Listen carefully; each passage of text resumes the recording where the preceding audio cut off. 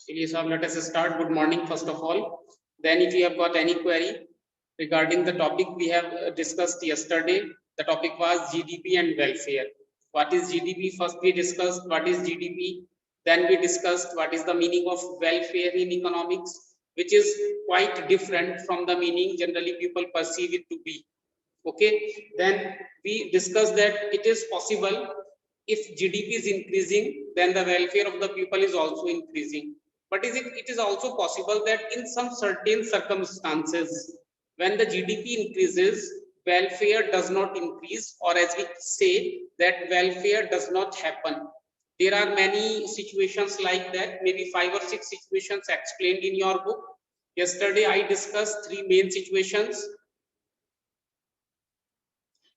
That when there is no direct relationship between GDP and welfare.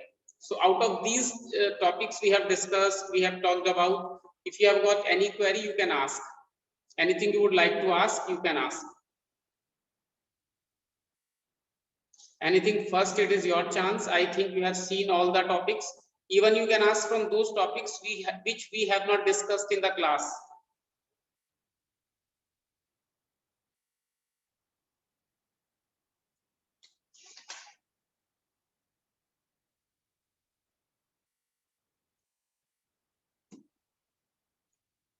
Any question from anyone? I don't see any raised hand, so I am assuming that you have understood everything. But still, if you wish to like, you can have a look at your notebook or your book and you can ask.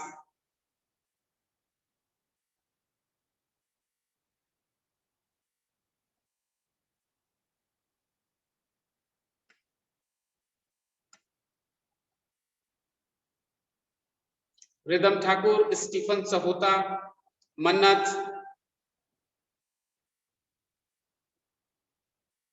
बेटा switch off नहीं करना होता camera, Stephen पता है आपको? मन्नत Kaur. Yes, Rhythm has got a question for all of us. Yes, Rhythm, unmute. Sir, externality. Good morning, sir. Good morning, beta. Sir, externality बता दो GDP and welfare में करी. अच्छा, okay. एक्सटर्नलिटी का मीनिंग होता है, देखिए सबसे पहले भी मस्ट अंडरस्टैंड एक्सटर्नलिटी बना है एक्सटर्नल से, और एक्सटर्नल का मतलब होता है anything which is not under our control but it still affect us. ऐसी कोई भी चीज जो हमारे कंट्रोल में नहीं है लेकिन वो हमें अफेक्ट करती है, उसे हम एक्सटर्नलिटी बोलते हैं.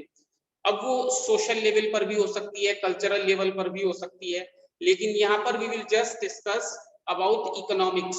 तो ऐसे जितने भी इकोनॉमिक फैक्टर्स होते हैं जो हमारी इकोनॉमी को अफेक्ट करते हैं बट जिन पर हमारा कंट्रोल नहीं होता है बेटा, दोज पॉइंट्स आर कंसीडर्ड और नोन एज एक्सटर्नैलिटीज. वो एक्सटर्नैलिटीज दो टाइप की होती हैं, पॉजिटिव एक्सटर्नैलिटी और नेगेटिव एक्सटर्नैलिटी. उससे पहले जैसे हमने कल डिस्कस किया था, एक्सटर्नैलिटी का एक बहुत लाइव एग्जांपल आजकल है, कौन सा? कोविड-19. ये कोविड-19 जो हुआ है इसमें हमारा कोई रोल नहीं है, लेकिन ये as a student, as a school, as a teacher हमारी लाइफ को अफेक्ट कर रहा है नेगेटिव सेंस में. तो ये एक नेगेटिव एक्सटर्नैलिटी का एग्जांपल हो जाएगा. उसके बाद दूसरी चीज देखते हैं, वैक्सीनेशन. अब वैक्सीनेशन के डेवलप करने में हमारा कोई रोल नहीं है, सोसाइटी एट लार्ज का कोई रोल नहीं है, सिर्फ कुछ पर्टिकुलर फार्मास्यूटिकल कंपनीज हैं जिन्होंने वो वैक्सीन डेवलप की है, लेकिन उस वैक्सीन का जो बेनिफिट है वो हम सभी को मिल रहा है. तो that is an example of positive externality. उसके बाद पॉल्यूशन होता है. पॉल्यूशन हम लोग नहीं करते हैं या बहुत कम करते हैं, लेकिन हमें बहुत ज्यादा पॉल्यूशन को फेस करना पड़ता है. आप किसी भी सिटी में जाएंगे, किसी भी जगह पर जाएंगे तो वहां पर आप अगर पॉल्यूशन इंडेक्स देखेंगे तो वो अबव एवरेज होता है. हालांकि इतना पॉल्यूशन हमने नहीं किया है लेकिन वो हमें फेस करना पड़ेगा. That is an example of negative externality.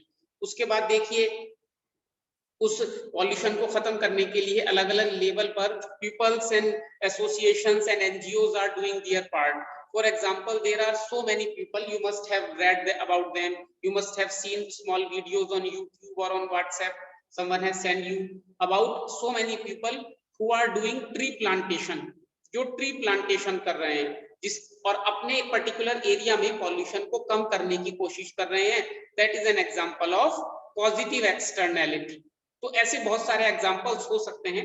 You can see around your life factors which are affecting you in a positive sense or in a negative sense, but you have got no control over their operation, over their happening, over their handling, still they affect you. वो सब externalities होती हैं और वो दो type की हो सकती हैं, positive externality and negative externality. Clear? चलिए, anything else? Any other question? Any other question बेटा? ओके चलिए तो आज अच्छा Sneha was to ask something. Yes Sneha, unmute बेटा। Good morning sir. Good morning बेटा। सर जो नॉन मॉनेटरी एक्सचेंज है इसमें जीडीपी में कोई चेंज नहीं आता, लेकिन इससे वेलफेयर इंक्रीज होती है। इससे yes yes yes non monetary exchanges basically क्या होते हैं? All those market transactions whose value can not be measured, जिनकी वैल्यू को हम मेजर नहीं कर सकते हैं, उन सभी को हम नॉन मॉनेटरी। अब देखिए यहाँ पे वर्ड से ही अगर हम थोड़ा सा डीपली सोचने की कोशिश करें, उन्होंने नॉन मॉनेटरी ट्रांजैक्शंस नहीं लिखा है, क्या लिखा है? Non monetary exchanges, meaning all those things in which money is not involve, still some kind of transaction is happening, so that is an exchange. Barter system को भी हम बार्टर एक्सचेंज क्यों बोलते थे? अगर आप लोगों को याद हो 9th-10th का सोशल साइंस, उसमें एक बार्टर एक्सचेंज आपने पढ़ा होगा, when goods were exchanged against goods, उसे एक्सचेंज बोलते हैं। तो यहाँ पर भी सर्विसेज आर एक्सचेंज्ड, तो इसीलिए हमें इसे नॉन मॉनेटरी एक्सचेंज या नॉन मॉनेटरी सर्विसेज बोलते हैं। और इनका क्योंकि हमने कोई मॉनेटरी वैल्यू डिसाइड नहीं किया है, या ये कहें कि इनकी मॉनेटरी वैल्यू को डिसाइड करना मुश्किल है, तो इसीलिए इसे हम जीडीपी में इंक्लूड नहीं करते हैं। और इसके ज्यादा होने से वेलफेयर होगा, we just can not be sure of that. Okay, और अभी अगर आप लेटेस्ट सुनना चाहते हैं तो सुप्रीम कोर्ट ने डिसीजन दिया है कि ये जितने भी नॉन मॉनेटरी टाइप के एक्सचेंजेस हैं, अभी आपके सिलेबस में नहीं है जो मैं आपको बता रहा हूँ, जितने भी नॉन मॉनेटरी टाइप के एक्सचेंजेस हैं, इनकी मार्केट वैल्यू फिक्स की जाए। एंड वी कैन सी कि जब आप अगले 2-3-4 साल बाद देखेंगे तो जीडीपी में इन्हें इंक्लूड किया जाने लगेगा, क्योंकि ये सुप्रीम कोर्ट का ऑर्डर है कि नॉन मॉनेटरी एक्सचेंजेस की मार्केट वैल्यू डिसाइड की जाए, और जब उनकी मार्केट वैल्यू डिसाइड हो जाएगी फिर हम उन्हें जीडीपी में इंक्लूड करने लगेंगे। Okay, thank you. Muskan, unmute yourself बेटा। Good morning sir. Good morning बेटा।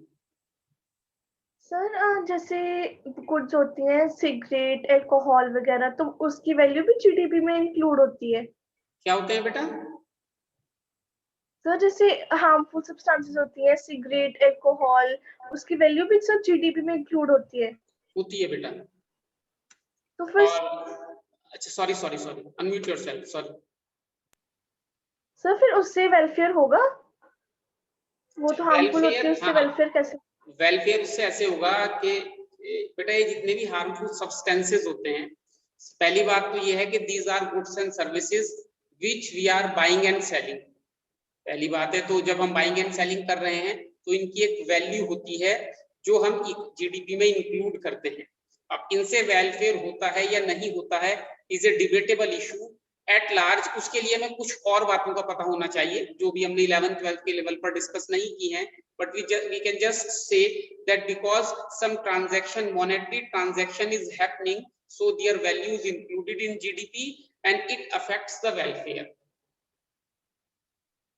ठीक है, हम इसे ऐसा कहेंगे क्योंकि these are goods and services which are being bought and sold, so इनकी वैल्यू को जीडीपी में इंक्लूड करते हैं। and when we include their values in GDP, that means they definitely affect the welfare of the economy. And just for knowledge sake मैं आपको बता देता हूँ एक बात, ऐसी बातें आपको पता होनी चाहिए कि गवर्नमेंट का जो रेवेन्यू होता है वो हम आगे पढ़ेंगे कितने टाइप का होता है, कैसे होता है।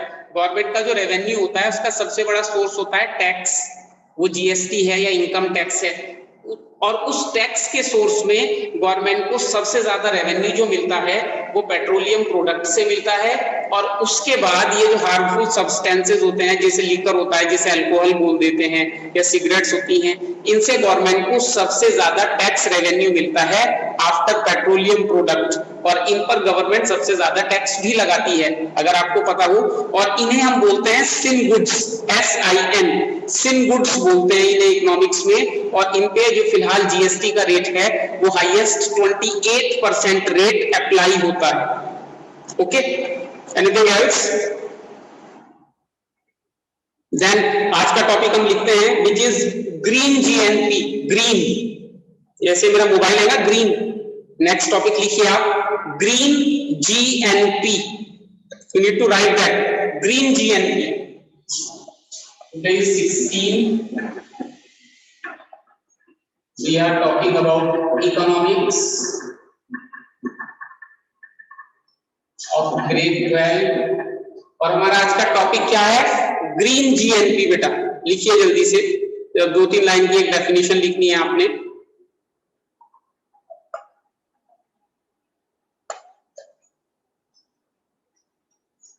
Green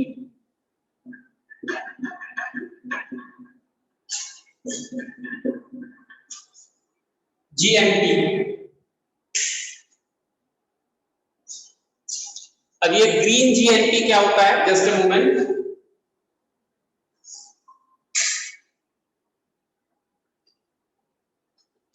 This will increase visibility a bit. अब ये ग्रीन GNP क्या होता है बेटा? लिखिए, पहले लिख लेते हैं, then we will discuss with this. Okay, it measures, लिखिए बेटा, it measures, MEASURES। Amit Pal Singh, आपने कैमरा स्विच ऑफ कर लिया है बेटा। it measures, सुखमप्रीत, it measures national income, it measures national income adjusted for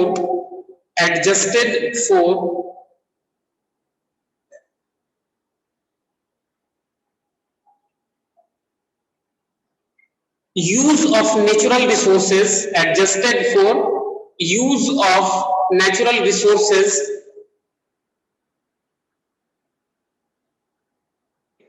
and use of natural resources and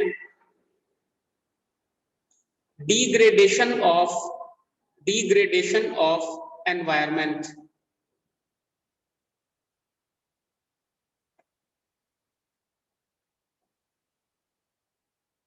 and degradation of the environment। Full stop. बस ये 2 line की definition है। Means के एक साल में किसी भी इकोनॉमी की जो नेशनल इनकम होती है, उस नेशनल इनकम को जनरेट करने में या उस नेशनल इनकम को प्रोड्यूस करने में हम लोगों ने जितना भी नेचुरल रिसोर्स यूज किया है, जितना भी नेचर को डिग्रेड किया है, उसकी मॉनेटरी वैल्यू हमने लिखा है ना, एडजस्टेड फॉर, कितना हमने मॉनेटरी टर्म में नेचुरल रिसोर्सेज को यूज किया है या एनवायरनमेंट को यूज किया है, उसकी वैल्यू को हम ग्रीन GNP बोलते हैं। मींस अपनी नेशनल इनकम को प्रोड्यूस करने में हाउ मच, सिंपल टर्म में ऐसे समझ सकते हैं आप, अपनी नेशनल इनकम को प्रोड्यूस करने में how much natural resources have been used, the worth or the value of those natural resources, that is green GNP।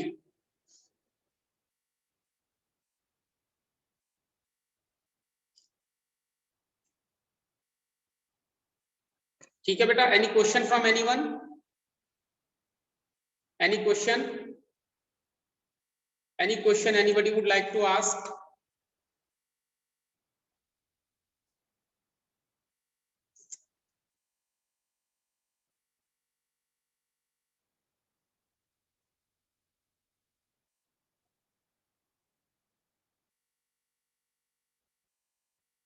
किसी ने कुछ पूछना है बेटा? You can raise your hand.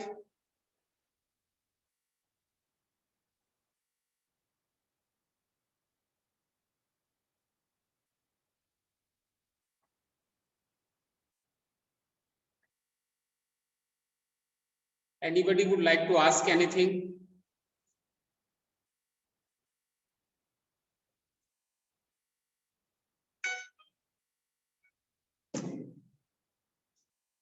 नहीं पूछना है, that means we have got it. What is the meaning of green GNP? अब देखिए, let us discuss 2-3 points. First, हमारे जो मैक्रो इकोनॉमिक्स की बुक है बेटा, उसमें ओवरऑल 12 चैप्टर्स हैं. उसकी फर्स्ट यूनिट जो है नेशनल इनकम अकाउंटिंग के नाम से, उसमें 4 चैप्टर हैं. आपकी बुक में वो 4 चैप्टर में कवर होता है. उस 4 चैप्टर में सीबीएसई के जितने भी टॉपिक्स हैं, we have discussed all the topics. वो मैंने आपको सिलेबस भी फॉरवर्ड किया था, बीएसटी का, इकोनॉमिक्स का और अकाउंटेंसी का, maybe around 10 days earlier. तो you can have a look at that. आपके ग्रुप में वो सिलेबस पीडीएफ में अवेलेबल है, आप उस सिलेबस को देख सकते हैं. उस सिलेबस में नेशनल इनकम अकाउंटिंग के जितने टॉपिक हमने कवर करने थे, वो सब हमने कवर कर लिए हैं. आप अपनी बुक में देखेंगे तो these topics are covered in first 4 chapters. पहले 4 चैप्टर में ये सब टॉपिक कवर हैं. We started with numericals and then we completed the theoretical part of the national income accounting. Okay, इतने पूरे टॉपिक्स को आप एक बार अभी देख लीजिए. आपके पास बुक है, आप बुक में देख लीजिए. आपके पास नोट्स हैं, आप नोट्स में देख लीजिए.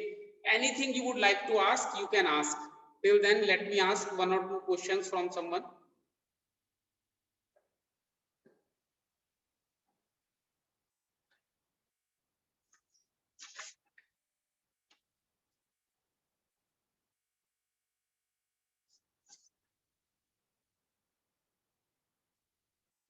Anything you would like to ask?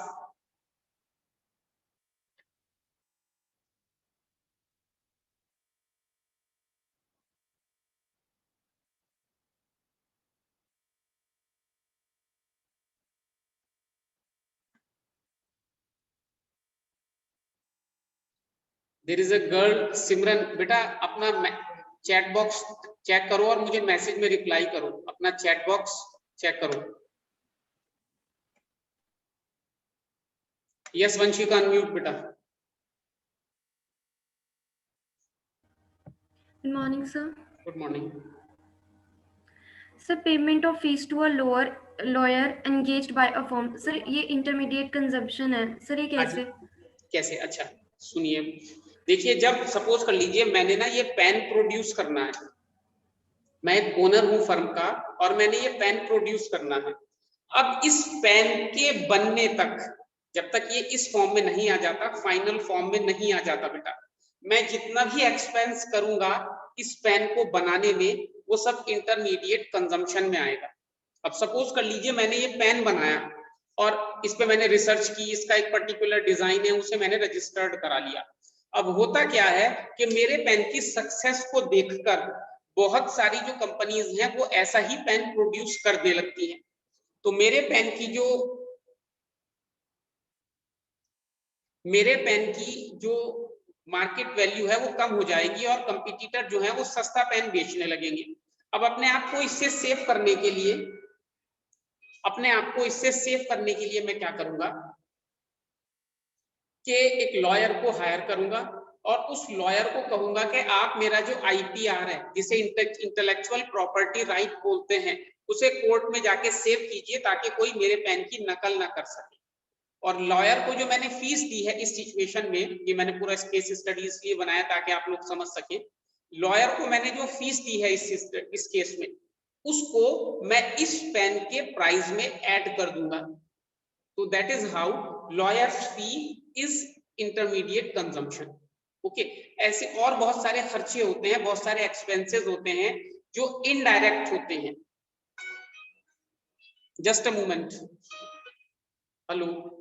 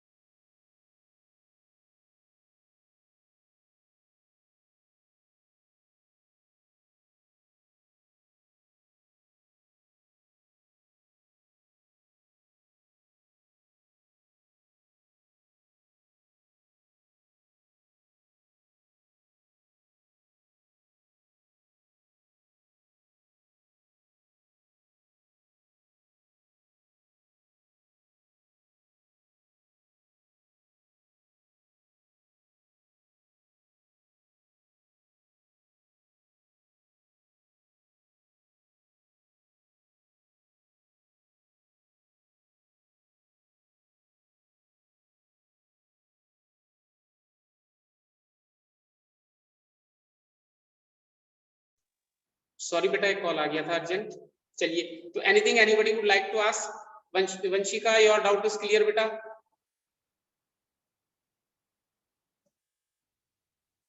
Sneha would like to ask, yes, unmute yourself. Sir components of net factor income from abroad का समझाना एक बार।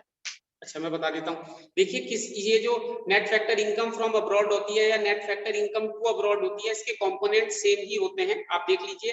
फर्स्ट ऑफ ऑल मैं आपको सिंपल टर्म में बता रहा हूँ। फर्स्ट ऑफ ऑल जैसे net factor income from abroad है, कोई भी इंडियन पर्सन बाहर काम करने के लिए जाता है। दूसरा, कोई भी इंडियन कंपनी बाहर काम करने के लिए जाती है।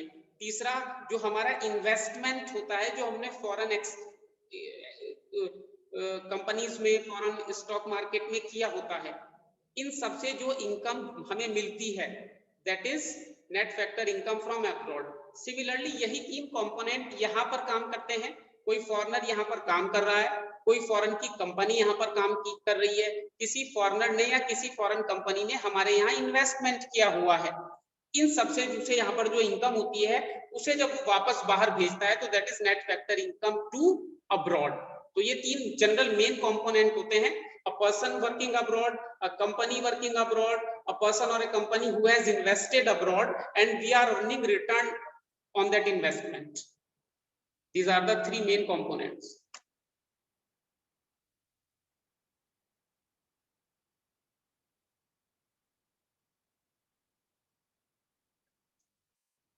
Anything else? और कोई क्वेश्चन है बेटा किसी का? Yes. Please unmute, Sneha. Sir एक तो ये क्लोज इकोनॉमी में जीरो रहते हैं ना, और एक जब हमारा net factor income from abroad और टू अब्रॉड सेम हो तो दो जीरो रहते हैं। ये दो कंडीशंस में वो बेटा हम न्यूमेरिकल में भी सॉल्व करके देख सकते हैं। ओके वो हम न्यूमेरिकल में भी सॉल्व करके देख सकते हैं। First thing and second thing is second thing is कि क्लोज्ड इकोनॉमी और ओपन इकोनॉमी का मतलब क्या होता है वो हम चैप्टर नंबर 7 में पढ़ेंगे, लेकिन मैं आपको यहाँ पे बता देता हूँ। क्लोज्ड इकोनॉमी वो होती है जिसमें सिर्फ दो सेक्टर होते हैं, हाउस होल्ड्स एंड फर्म्स। और ओपन इकोनॉमी वो इकोनॉमी होती है जिसमें हाउस होल्ड्स प्लस फर्म के साथ साथ गवर्नमेंट सेक्टर और फॉरेन ट्रेड सेक्टर भी होता है। तो अगर हम रेस्ट ऑफ द वर्ल्ड के साथ डील कर रहे हैं, रेस्ट ऑफ द वर्ल्ड के साथ काम कर रहे हैं, तो that will be an open economy. Generally जो प्रैक्टिकल टर्म में आजकल सभी जगह होती है। जशन बेटा कौन है? जशन, आपने अपना कैमरा स्विच ऑफ किया हुआ है, कैमरा स्विच ऑन करो बेटा जल्दी से। जशन, जशन कैमरा स्विच ऑन करो।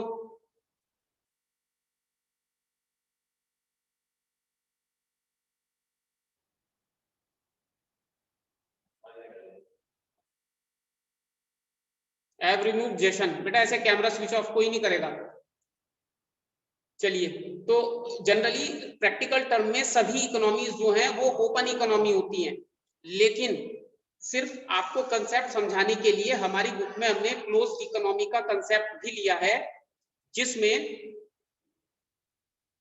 सिर्फ दो ही सेक्टर होते हैं, हाउस होल्ड्स प्लस फर्म्स। तो जब हाउस होल्ड्स प्लस फर्म्स हैं और हम रेस्ट ऑफ द वर्ल्ड के साथ डील ही नहीं कर रहे हैं, तो ऑटोमेटिकली या naturally net factor income from abroad वहां पर एग्जिस्ट नहीं करेगी, या कहेंगे कि वो जीरो के इक्वल होती है, क्योंकि रेस्ट ऑफ द वर्ल्ड के साथ हम डील नहीं कर रहे हैं। हम सिर्फ एक क्लोज्ड इकोनॉमी में ऑपरेट कर रहे हैं जिसमें हाउस होल्ड और फर्म दो सेक्टर हैं। तो in this situation NFIA will always be zero. Any other question? You can keep asking questions beta.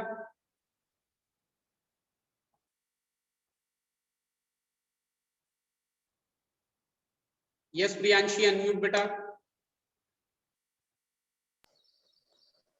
Good morning, sir. Good morning beta.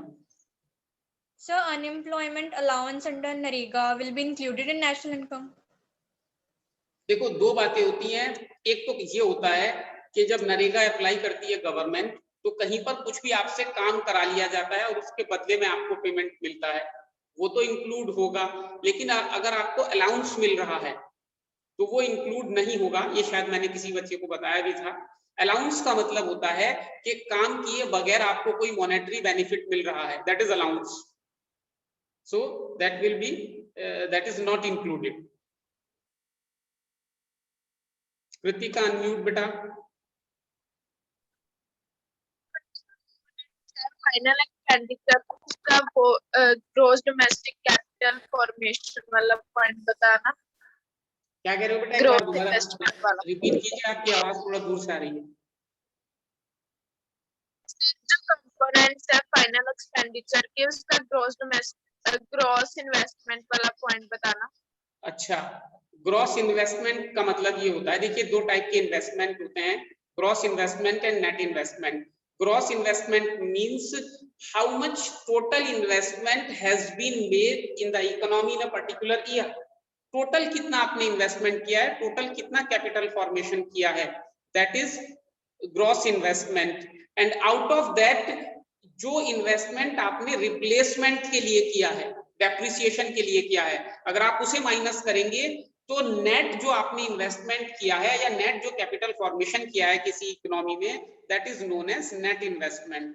तो gross investment means total investment, net investment means final realised investment, और इन दोनों के difference को हम depreciation या replacement cost बोलते हैं बेटा। Anything else?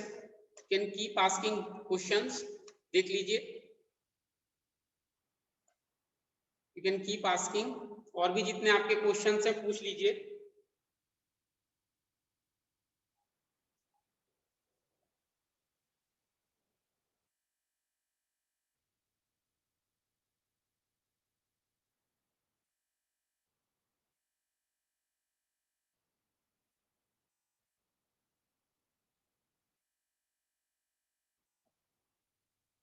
Anything else beta? Any other question you would like to ask? I'll be waiting for a minute.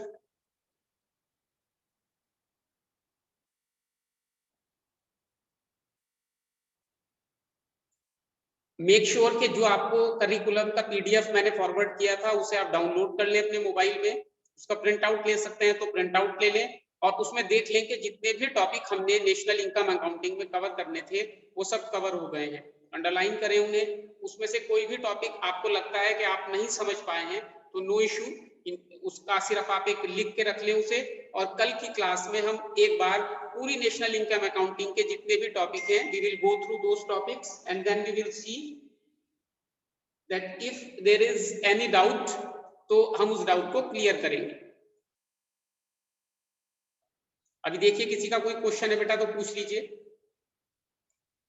Anything anybody would like to ask?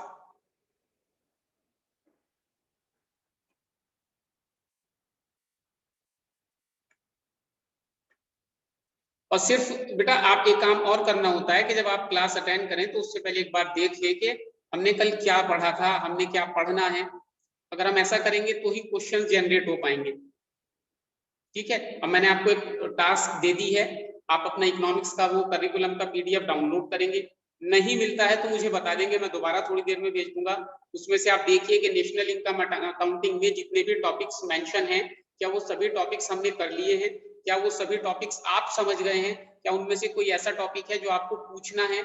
ऐसा कुछ भी है तो you are more than welcome, आप एक लिस्ट बना लें and then in tomorrow's class we will discuss all those topics, okay? कोई भी ऐसा टॉपिक जो आपको पूछना है जो आप अभी नहीं समझ पा रहे हैं,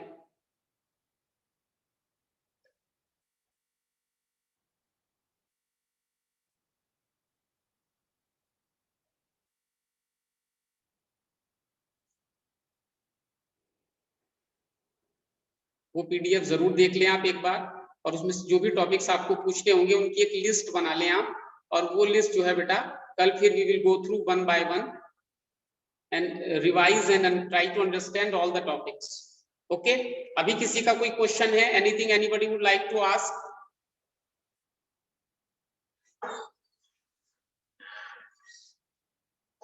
okay then, thank you very much for joining the class, take care, bye.